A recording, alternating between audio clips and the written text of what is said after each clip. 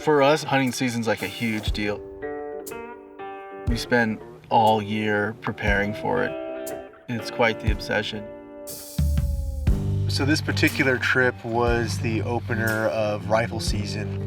So we packed in a couple miles and got to this like rocky outcropping.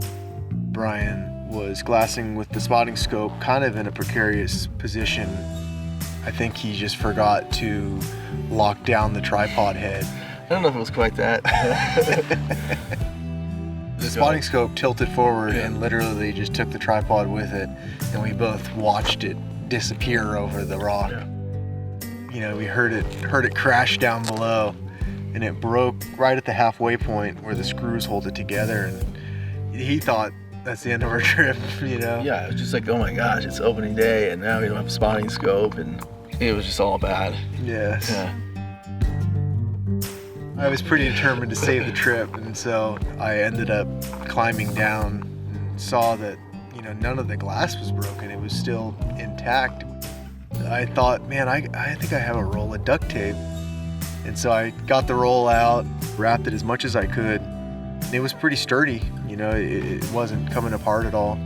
You know, surprisingly, we looked through it and Yeah, it's good to go. it was like, cool, we can still hunt. We ended up finding a nice buck for this guy. It was bizarre because you look through the binoculars and you really couldn't see the deer, but through the spotting scope, you could make him out perfect just laying there in the brush. And yeah, I shot him right there in his bed. So it was a pretty, turned out to be a pretty great trip. I'd heard about some sort of warranty that Vortex had, and I knew that I had to contact them to see, you know, what exactly to do. I immediately got an email back from someone explaining that it was fully covered. It just blew my mind how fast that whole thing got resolved, and here we are a week later hunting with a new scope.